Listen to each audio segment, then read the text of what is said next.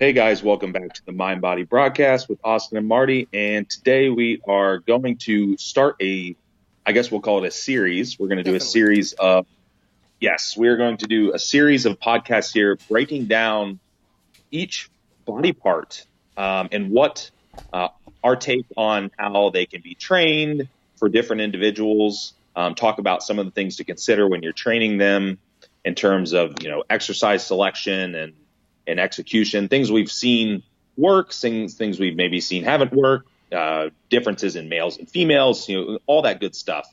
I think this is a really good idea simply because there is a lot of information out there about these things, but there's still too much of the speaking in absolutes. Like for this, you should do this exercise, or you have to do this exercise, and some of the folks that are a lot more in tune with training programming will actually tell you the opposite. You're going to hear there is no must do exercise. And we want to talk about the factors you'd consider in choosing exercises, rep ranges, all that jazz. So yeah, I think we decided we were going to start with, chest, right? Because that's the main muscle group. That's why any guy goes to the gym anyways, right? There's no other real reason. Maybe arms in the distance, but it's chest day. There's chest, and that's it. Right. Yep.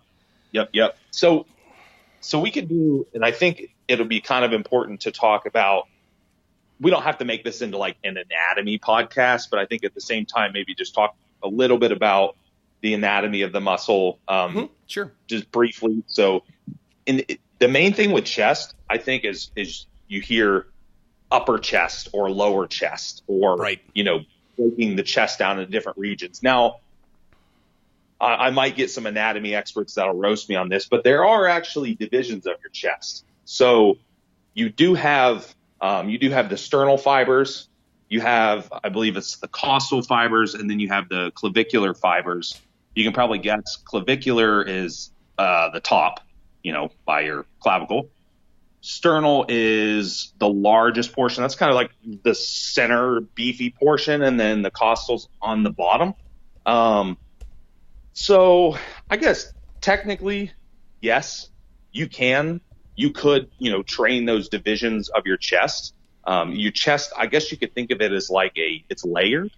I guess that'd be a good way to kind of think of it, like it's layered, like those divisions kind of overlap one another. Because if you look at your chest, it's just a big, round muscle belly. It's not like your quad where you could see, the different separation between the heads. So it's a little bit different. But yeah, I do. With that said, I still think there would be some merit in using something like inclines, declines, and things like that in terms of, can you train the different regions of your chest? But also at the same time, there's other reasons to use different angles in terms of like shoulder integrity, your personal, I don't know, like clavicle width, things like that. So, I mean, what are some things that you look at when people are training chest? Because, to me, probably the biggest is just their shoulder girdle and the way that, like width of the person. And that causes the most issues when people don't really take that into account. Oh yeah, for sure. Like in terms of just clavicular length, how long their clavicles are, for that will to me dictate hand placement on the bar, or how wide the dumbbells will come out. Hand placement in terms of being more of a protonated grip, or even like a hammer or supinated grip. Not necessarily like supinated the full way, but definitely for myself, because I don't have that big of a, we'll say, chest girdle or long clavicle. So I've had to incorporate a much more of a narrower grip than most people would, because I found that anything when I did go too wide, I would lose that stability, and it would start not only hurting my shoulders, but training them. And I just started training way too much triceps. I was one of those guys that did bench press and felt nothing in his chest. Did that for years. I love that you mentioned that there's no mandatory exercise, because that's when you go ask the general population on the street, what trains the chest or what exercises chest, they're going to say some form of bench press or just flat out bench press if they don't even know what the barbell versus dumbbell bench press is. And if you can use the barbell bench press and you can get a lot of chest activation and it grows for you and you don't just get strong on the movement, that's fantastic and all the power to you. But that just wasn't me at all. I found that it was very hard for me to keep my scapula depressed and back and my shoulders shrugged down to be able to get the proper amount of we'll say chest usage, especially in the beginning. Because for my story, I was that guy I started lifting weights when I was 15, I believe, going for football in grade 12. And like the winter going into the summer for grade 12, and I went to the gym and the barbell, and the guys had like 25s, and some of the guys were really strong in high school, had the 45s, the big plates on either side, and they were doing reps or whatever. And I remember getting underneath like the 25s and just, it pinned me. And I remember then having to be with my buddy Steve, who got me into the gym. And we went kind of like by ourselves there, and I was doing the bar, and the bar was friggin' killing me. So I was just so genetically weak in the chest. I was pushing as an offensive lineman entirely with my triceps and my shoulders, just because of the nature of where for offensive line, where you kind of hold the person on their chest, their chest pad there. It's like a close grip bench press, and that's why I always had stronger triceps or whatever. And so my body was trying to use more of that. So it wasn't really a great movement for me whatsoever until I started doing some weird tweaks that we'll talk about there. But definitely the ability too of just being able to keep like shoulders flexible and like rotator cuffs, right? Like, you've seen people that are not necessarily hunchback, but definitely rounded or a poor posture, that they have to be so aware of that and being able to keep the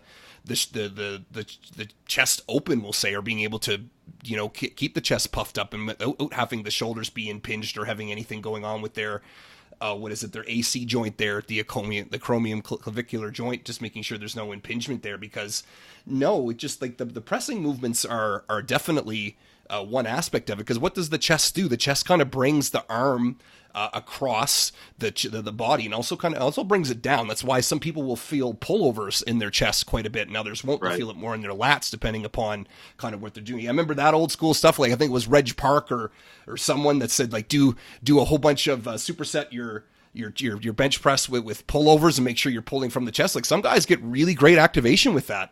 And some just don't. It just completely depends upon your structure. And again, this is one of those things. And I'll say this kind of as a blanket statement for all of these kind of podcasts we're going to do next, is that it's one thing to train yourself. It is another thing to train other people. And boy, howdy, did I ever figure that out very quickly.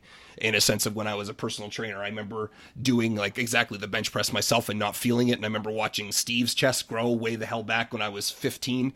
And I remember nothing really happened to mine. I never ever felt that. And this was, I kind of went through what was washed up and through the ringer because I was doing the exercise, but there was no feeling of it actually working wherever. My chest stayed super, super weak for a long time. But then my anterior delts, front delts got fairly big, and my triceps, like funny enough, of course, I was still small, but then compared to my body, my buddies would call me meat sacks because of the back of my triceps just grew so much. Everything that I wanted to do, like even dumbbell shoulder press, my triceps would push. Incline, my triceps would push. Then obviously during tricep exercise, triceps would push. So that was just, and they were already genetically strong. So your body's going to pick that route. It's your body's lazy. Whatever's strong is going to want to do the work, and whatever's not strong is not going to want to do the work, and you have to really coerce into doing so. So being able to, so that's just the reason why I'm saying that. It's just because my buddy Steve felt chest when he was doing barbell bench press, and I didn't. Doesn't mean that either A, Steve should be recommending bench press to everybody, or B, that I should be having that as a prime movement at all. So I'll definitely just kind of get that out of the way there for you too. Did you have any kind of exercises that never really clicked for you, or was your chest always genetically strong, or?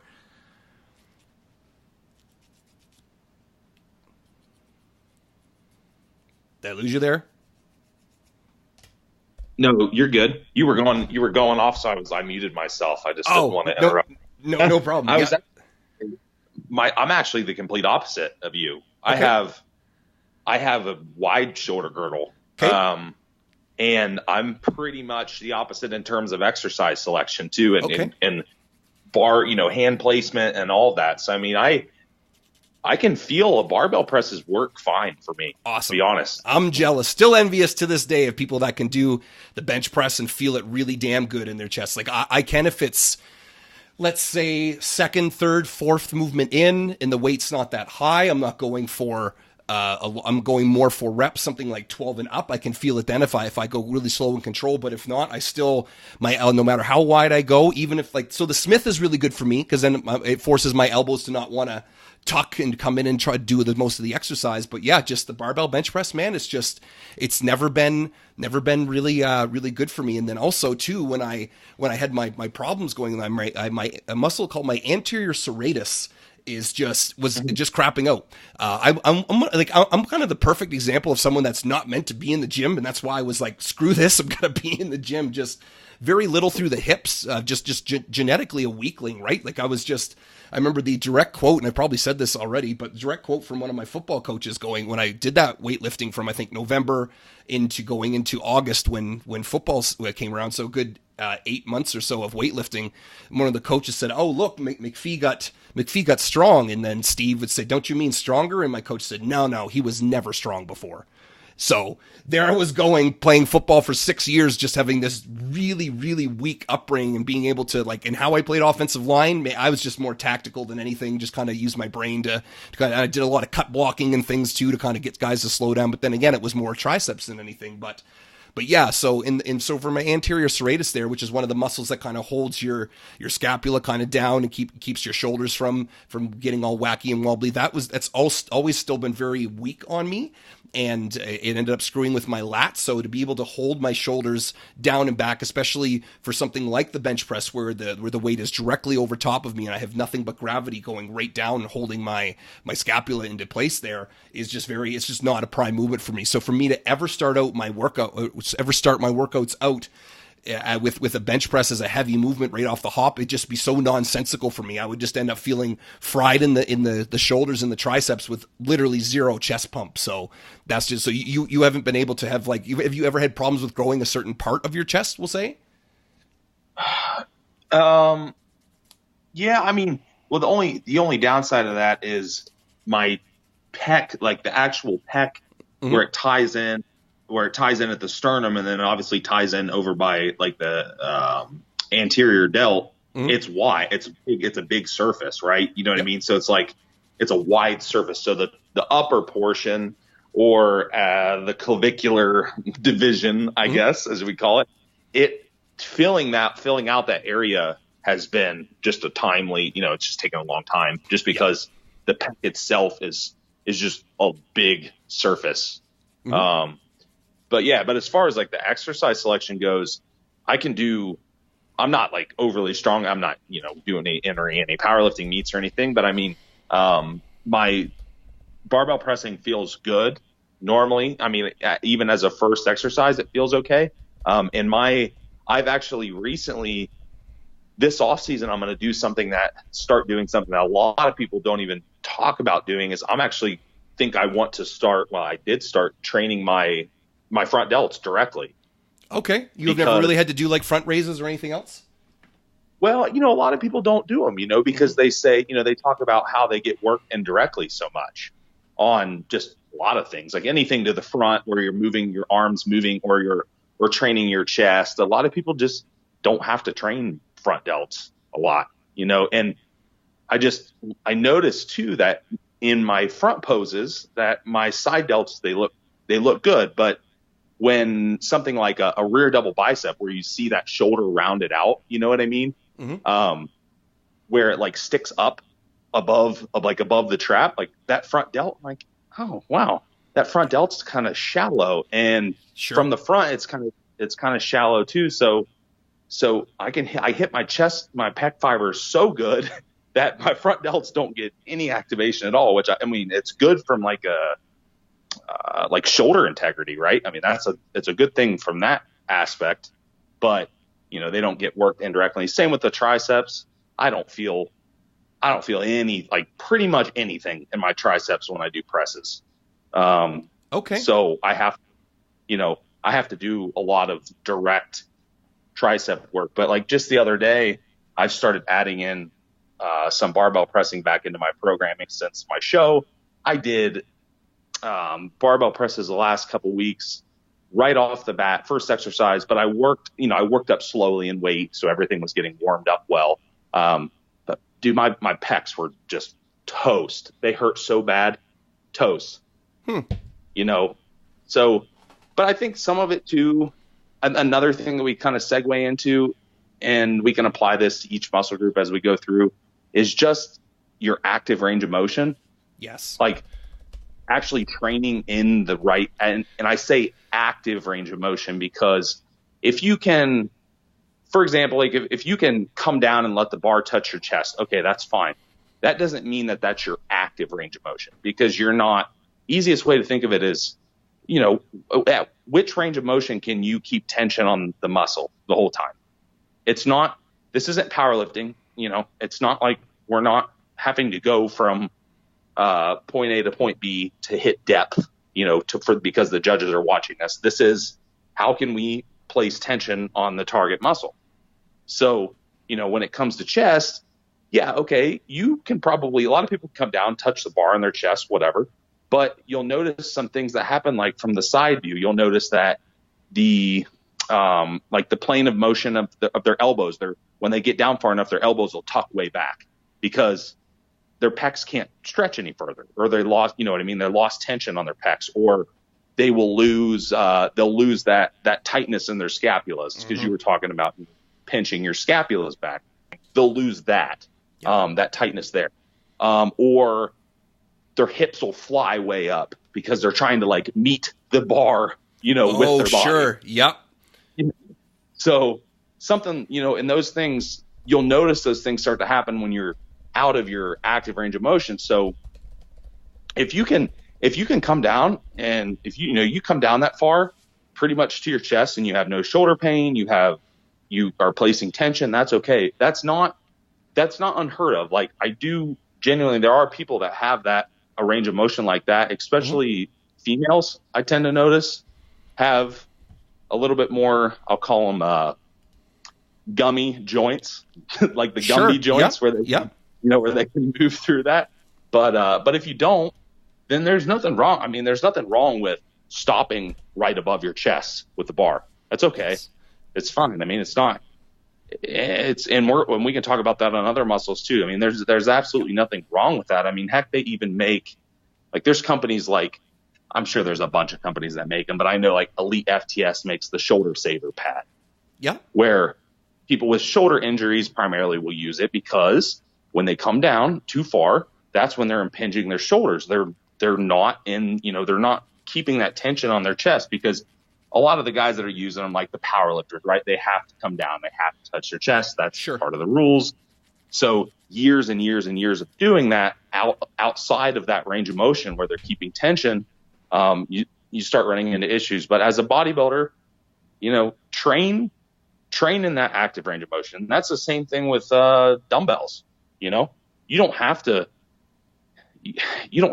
bury the dumbbells down to where they're like where it's like, this is what I always think of it as. Like, when you go down so far on any exercise that you lose tension on the muscle and you're just like bungeeing it on the joint, you know what I mean? Yes. It's like rebounding out of the bottom of a squat. Yep. It's just your tendons and shit like bouncing, basically. Mm-hmm. It's not a muscle. It's not a muscle that's transitioning you from the eccentric to the concentric. You're basically just bouncing the joint. So I don't know. There might be a proper term for that, but that's how I like to think of training within your active range of motion.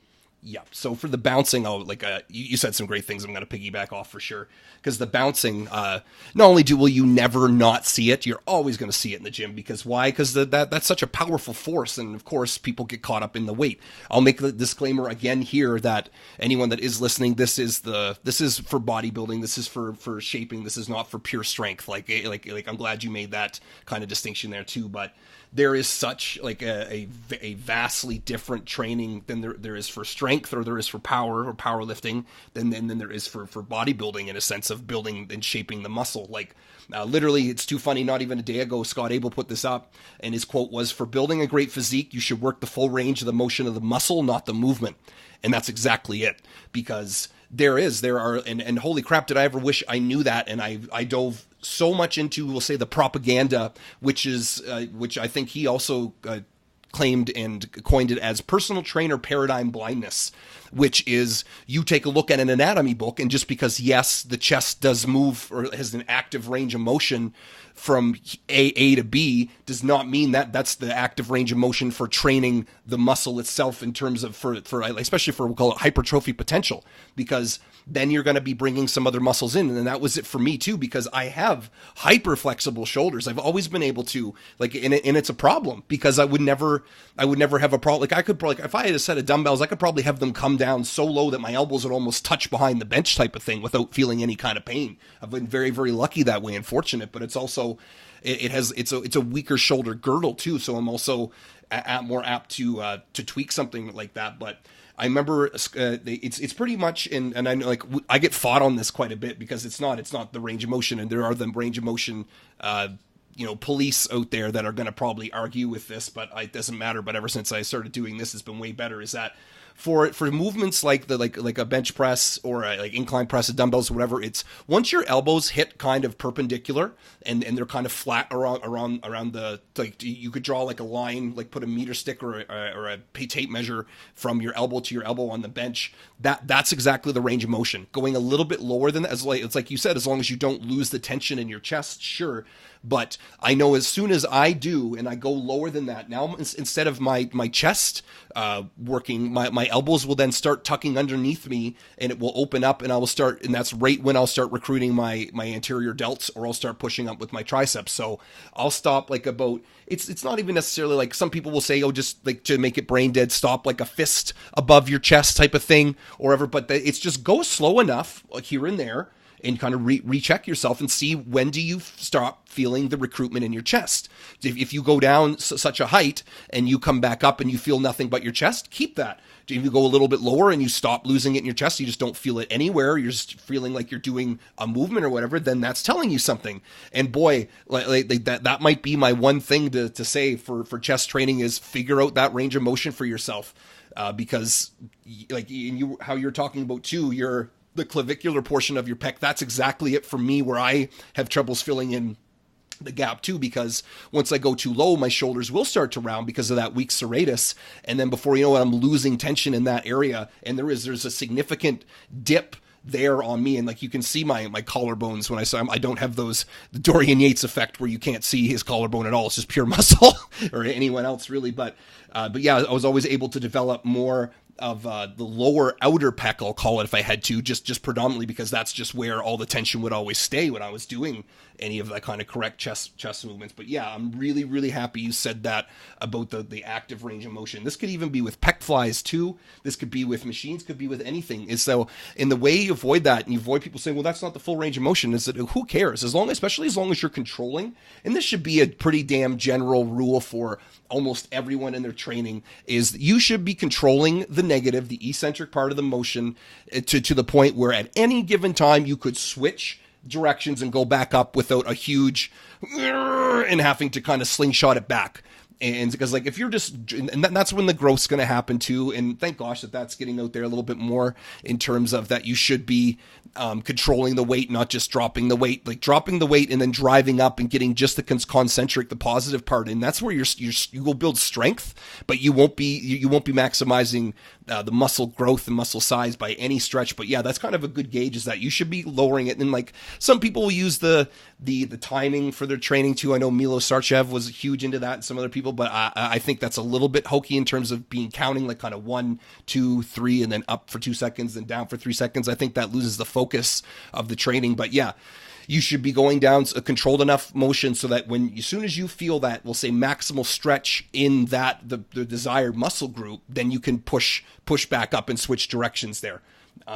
Yeah, and so for that too, I love how you said too about the butt coming off the the pad. So kind of what your body's trying to do. If you were to look at it like from an incline, if you're doing an incline bench press and your butt's lifting it off, usually your upper pecs are going to be your weakest part of your chest. And so when you lift your hips up, you're effectively trying to turn an incline bench press into a flat bench press. And then when you're doing a flat bench press and your hips lift up, you're trying to turn it into a decline press. Because then for a decline, if you were to take a look at like what's the ultimate form of a decline press would be like a dip, right? Like if you were to like put yourself completely perpendicular and put the decline like maximally up, it would be a dip. So that's when now you're going to get a lot of tricep recruitment. You can still use your shoulders in there if your elbows were using the right spot. So that's just where you're not only genetically strongest, but it's also taking a lot of the stress out of the top part of the pec, which is just funny to see. But yeah, and how I get around that is obviously too, you do want an arch in your back. I should be able to fit, I always used to do this with my personal training clients.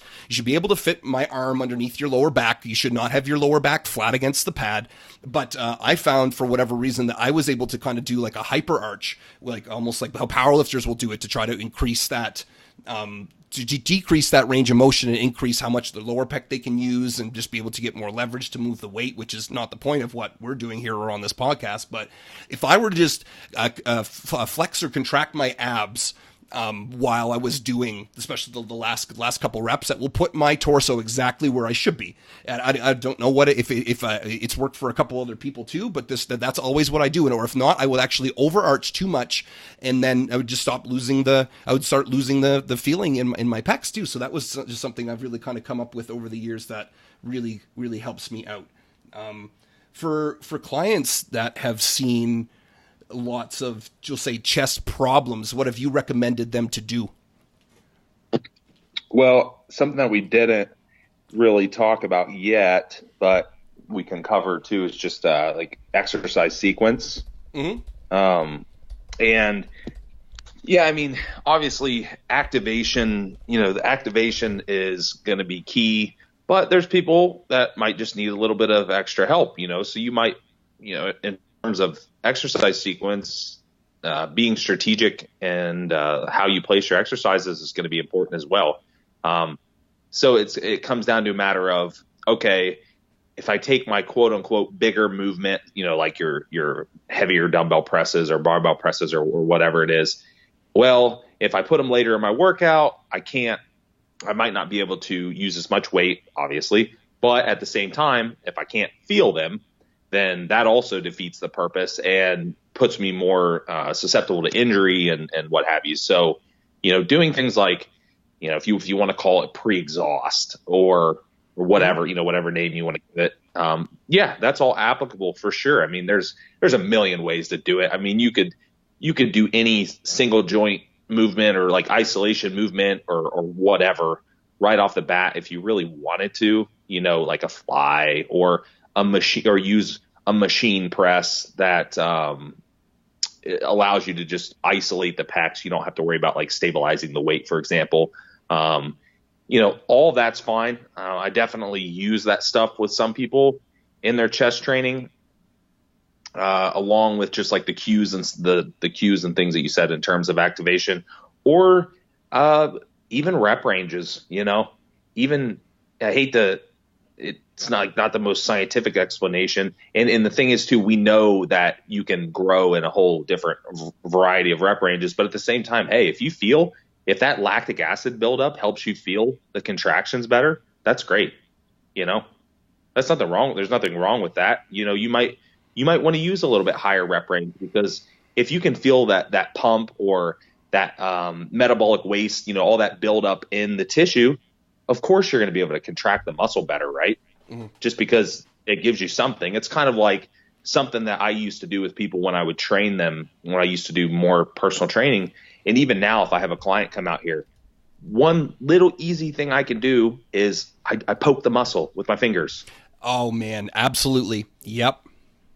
It sounds silly, but like lats or even pecs, okay, so they're doing a dumbbell press or doing like a dumbbell fly. And I'll look at it. We're doing a fly movement, for example, and I can just see that the pec shelf isn't raising up. The muscle isn't like balling up and lifting. And so I can tell visually it's not contracting. You know what I mean? So I'll poke it, and I can feel when I poke it that it's soft still, where it should be contracting and hardening. It's still soft.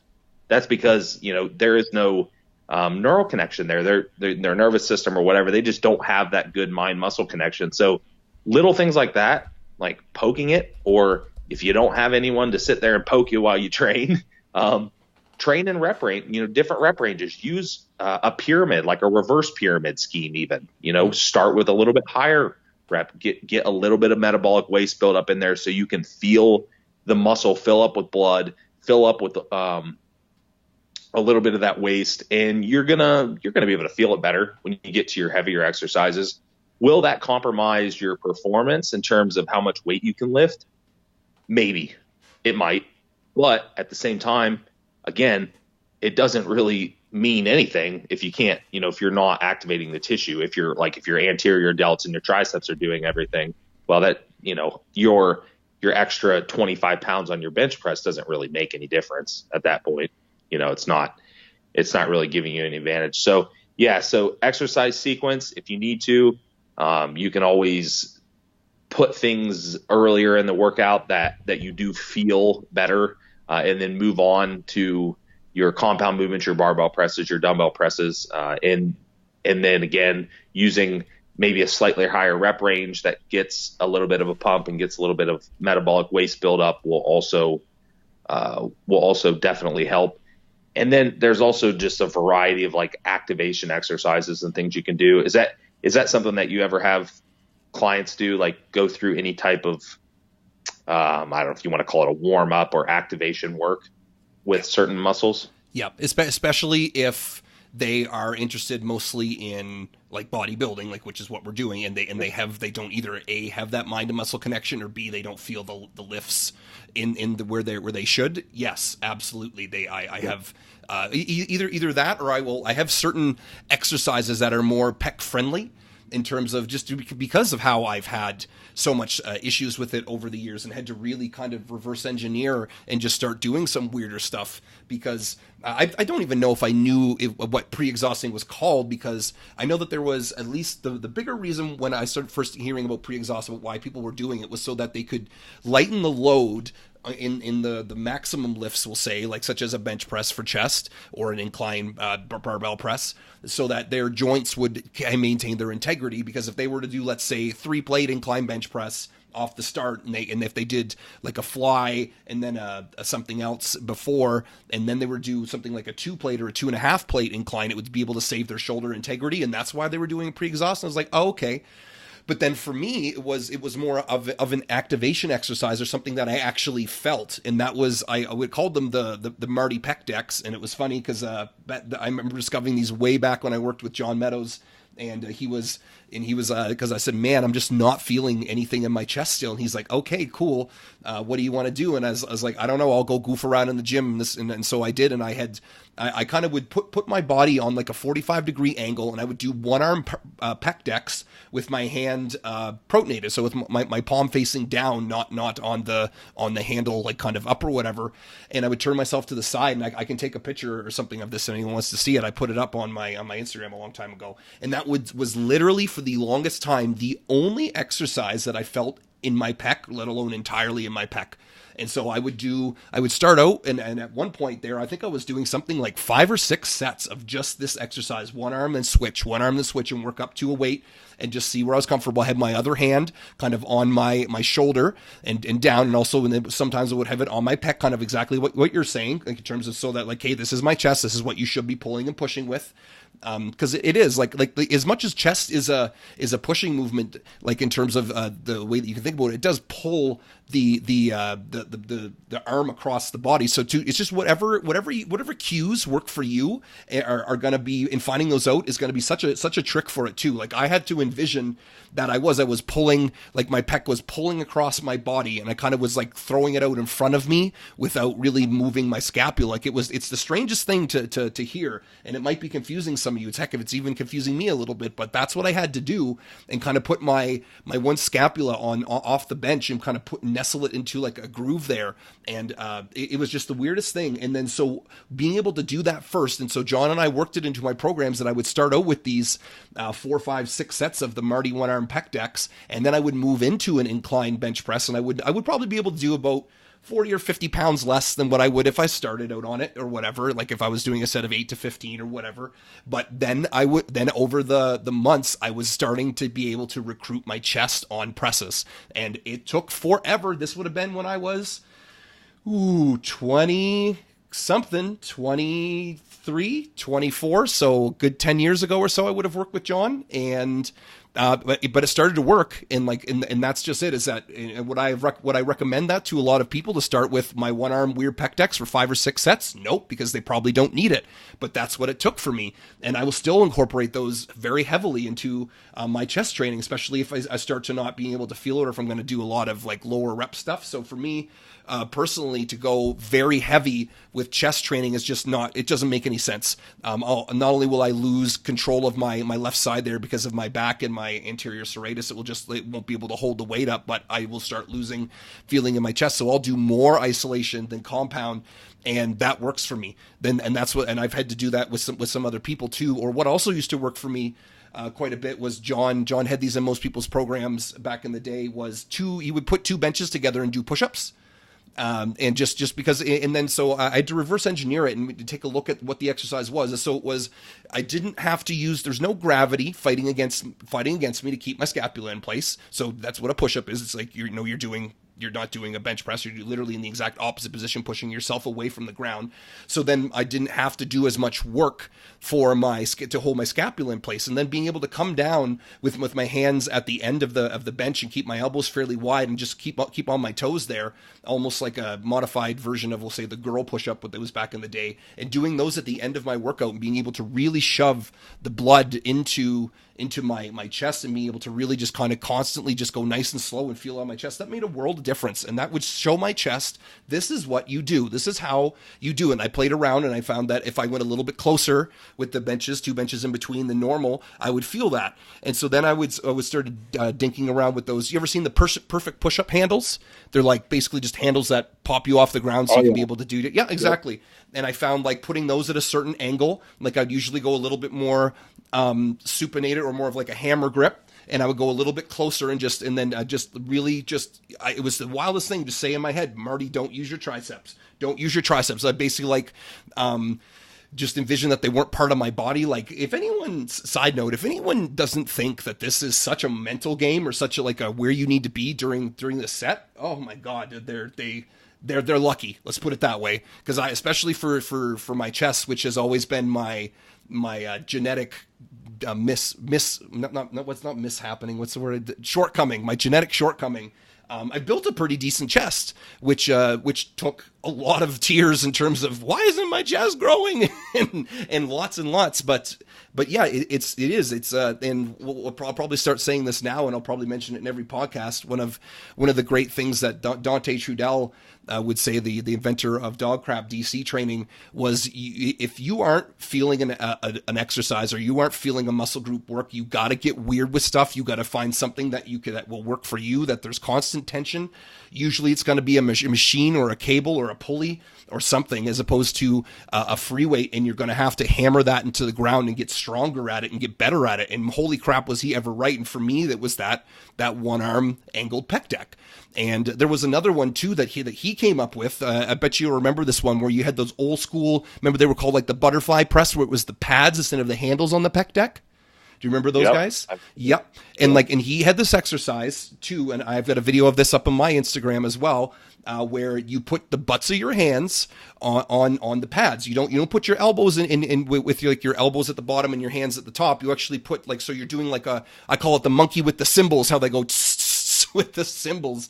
And you would play around with your hip position. You could put your hips against the pad. You could kind of bring your hips towards to make it more of like a lower, almost like a decline fly or whatever, but just angling your elbows and just keeping and squeezing the crap out of when you get to the contraction there, and just keeping it all on the chest and not going down too low. But that was another one. If the gym had those crazy pads, it just really, really worked for me. I will very firmly tell you that doing any kind of dumbbell fly for me has never worked. I in terms of it doing anything really conducive for my chest growth, I either will start feeling it in my shoulders, like it's doing an anterior front delt raise, or I just lose tension. I just don't feel it in my chest, so I really just don't do a heck of a lot of that stuff. But that's one of the key things for I don't necessarily think I'm like a chest expert, but my God, I've been washed up and through the ringer in terms of trying to be able to promote chest growth, and getting really weird with this stuff is how you got to do it. And then progressive overload for sure is that even if it's a rep or two, like doing that 1-arm pec deck, that's very, very specific and very, very unique and isolated. And of course, I'm not going to be able to move 300-400 pounds like that. If I got a couple reps here and there in between workouts on some sets, I was happy as shit, because that means something was happening, something was growing, especially if it was keeping all the tension on there. But I'll tell you, the feeling of being able to do these and then going and feeling all these other exercises like incline bench press, like a hammer strength machine, and finally being able to go, okay, I finally can feel this. It's almost like the shoulders and the triceps said, okay, welcome to the club. Chest will allow you to do something now. So, but yeah, and you have to listen to what I said there too, is that I was doing the bench press there when I was 15, and then it took me to about 23, 24 to figure this out. So that took time. And this is there's the subliminal message. Hire Austin and myself. So save yourself 9 years of going through infuriating trying to figure out stuff, because we will have some of these tricks being able to, like, even anything we've said here, if that helps out, like, that's going to be friggin' great, because I'll tell you, that's that would have saved me a lot of friggin' time. Yep. Yeah, 100%. I'm trying to think anything else really that I could add. I mean, there are some other little things in terms of like we talked about pressing movements. I think we could talk a little bit about bit about fly movements, or movements where you have a neutral grip. Yep. Yeah, neutral grip. There you go. That sounds better than me saying hammer grip. It sounds like a meathead. There we go. Neutral grip. So flies, obviously the biggest one.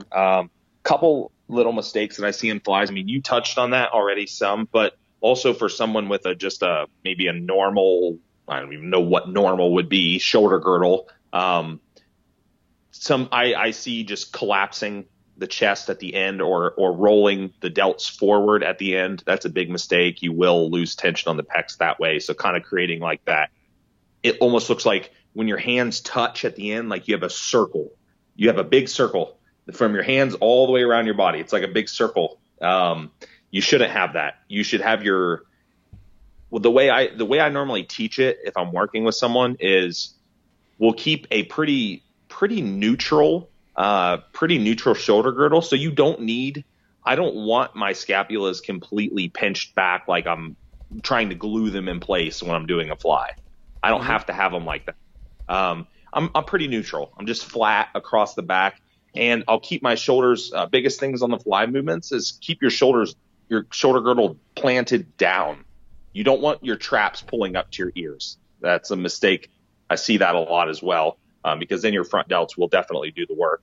So plant your shoulders down, your shoulder girdle down, keep your back pretty flat. And then as you come around to the front, what I like to do is when I'm starting to get to the point where my arms are coming in front of my body, I'll lift my chest up slightly. I'm trying to think of the best way to describe it. Well, like on the way down, you'd like puff up when you come down type of thing?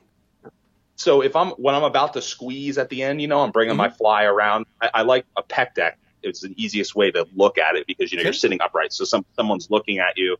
My back's, maybe just a little bit arched on the pad. But as I come to the front, I'll actually arch a little bit more and lift my chest up. At the end. Okay. Right. And that allows me to really squeeze my pecs together as my arms come across my body. And that also allows me, and the reason I also do that too is because that keeps me from lifting my shoulder girdle up at the end of the movement. Because like I said, a lot of people if you'll see them in this fly motion, and when they have their hands all the way around the front, you'll actually see their traps or their shoulders start raising up. They're like pulling with their traps upward. Does that make sense? Yes. Yep. So, right. you actually want a good way to think about it is when you look at where your arm is relative to your chest, you want your arm and your chest to be lined up. You don't want your bicep to be above your chest at the side of you, because that you're not placing tension on it. That's when, if you're doing a fly movement, someone complains to me that their anterior delt and their biceps are getting fried. That's normally because they are, they're literally just lifting their shoulder girdle up at the end and squeezing with their arms and delts versus keeping it down and squeezing with their pecs. So yeah, I like to kind of lift my chest a little bit at the end. That helps me personally. That would be another one where, I'm kind of like doing the whole poke thing. I'm like at the end of the contraction, poke someone's pecs, like, okay, focus on squeezing the pecs. And weight, people just using too much weight. That's another issue. They turn their fly into like some like weird, especially with dumbbells. It's not so much with a pec deck, is a little harder to cheat it, but with the dumbbells, you see some horrendous stuff that is supposed to be a fly. I'm not really sure what people are doing. It turns into like a weird fly press thing. Yeah, I'm sure you've seen those. Yeah, your 100 on dumbbell flies. So so that's the biggest thing. And another thing too is, if you really have a hard time struggling with that contraction, I would suggest not even moving the angle of your elbow, at least until you get used to it. Correct. Just keep like, if you get a little bit more used to it, you can kind of straighten your arm a little bit at the end to squeeze your pecs a little bit harder. But I don't even have anyone mess with that until they've really got it down. So just a very slight bend in your elbow, just a little bit of a bend, and keep that joint angle in your elbow all the way back on the eccentric to where your pec is stretched, and all the way forward to the contraction. Don't even move that angle of your elbow. Mm-hmm. And you're actually, that way, you know that you're probably eliminating most of the bicep involvement, at least, with the fly movement. So a couple little things you can do on a fly there. And truthfully, if you do a fly correctly, you should be able to see, even if you don't have a big chest, you should be able to see your chest like kind of puff up and squeeze together at the end of the movement. You should be able to visually see it. Even females, like their upper pec area, they can still see it like right in their sternum, right? Like in the center, they can kind of see that fiber or see the chest contract and squeeze. So, and if you can't see that, and if you don't feel your chest like literally hardening up into a little ball, well, you're probably using your anterior delt, you're probably using your bicep, you're probably lifting your shoulders. So those are some probably more common mistakes, I think. Yep. No, that's excellent. And that's gonna bring me into the last thing that we can talk about too. Is like, yeah, exactly. Just like do's and don'ts, or what looks bad or what looks good, because you summed up a lot of them there.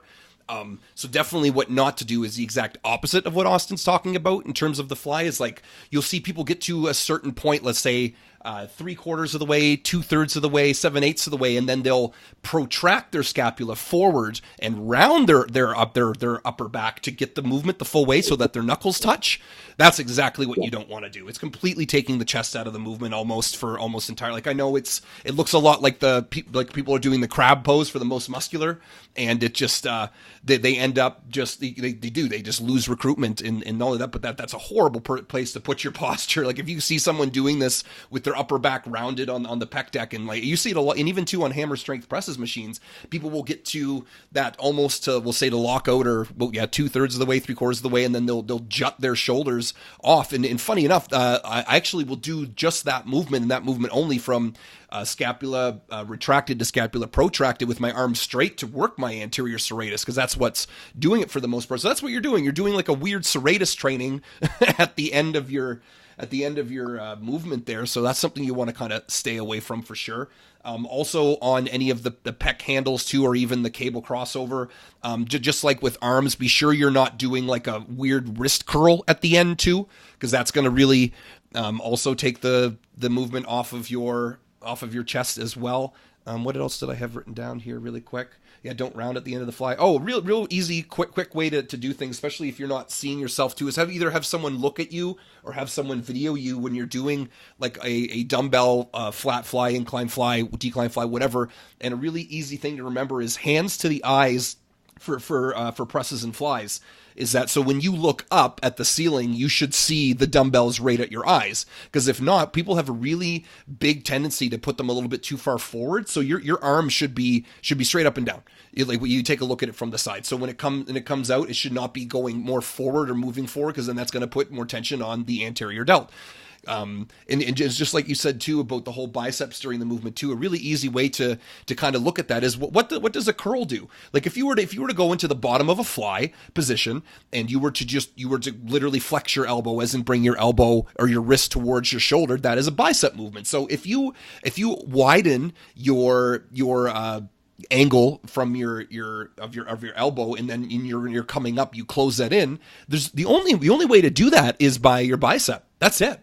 So it's like what Austin said. It would be the opposite. Would be more chest for sure. If you were to start at a certain angle and you were to elongate that or make it more towards like the 180 degree, that when your arm's completely flat, that would be more chest for sure. But that's very nuanced, like you said, for sure. But I would just definitely more focus on not making the what do you call it? Making the angle shorter. No, you don't want to move that there. But in terms of too, like keeping your arms completely straight or doing, but no, just I like locking the elbows in place there is really, really good. And so what kind of worked for me, especially on cable crossovers or anything like that, was just envisioning that my elbows were the ones that were doing the movement. It's a lot like back, where I'll say that on the back one, is that I was envisioning that my elbows were kind of coming together as opposed to my hands. Because if I felt like if I just thought that my hands were coming together, I just wouldn't have as much of a feeling in there. Again, that's another little tip or trick that I had for years of personal training. I will tell you, and this is what I had at the beginning there too, is that for all of these podcasts, I'll mention that really quickly too. Like I did say that too, that training yourself is not the same as training everyone else. Is that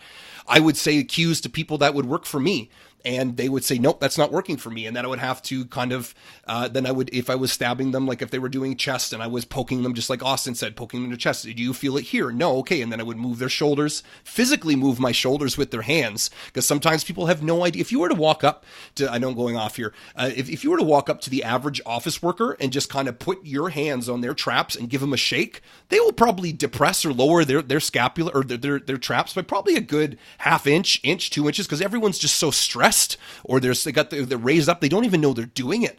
I remember when my massage guy first told me this, and I would do it to just people just randomly at the gym, like the girls at the front desk, or the girl that owned the gym, or the guy that owned the gym, and just shake their traps when they were sitting at a desk, and I'm like, holy crap, are you ever not kidding about that? I'm like, I know. And like even when like guys like me and you, when we work at our computers, like we got to do that stuff. We got to make sure that our posture is staying good. But we don't know that until we're kind of shown that, right? Like especially because people might not even see until they get videoed, like what you're talking about at the end of the pec deck, how people's traps are raising up. They might not even know they're doing it, for God's sake. So I remember it was so wonderful too, being able to not only video myself when smartphones started becoming very high quality and much better, being able to video myself and take a look and go, holy crap, I'm doing this. Okay, cool. Or then of course, when I went and saw Scott, and he was personal training me, and he was just saying, okay, this is crap. You got to fix this. Cause I'm one of those guys that I love being told what I'm doing wrong. I don't really want constructive criticism, baby. I built pretty much my entire life and company off of that, as opposed to like, that's cool. If you think I'm doing something great, like tell other people, but if I'm doing something crappy, tell me, because then I can fix it, right? So that was definitely very, very changing, is having an outside opinion, being able to do it. And that's what I do with a lot of my coaching, right? Because people ask, well, how do you do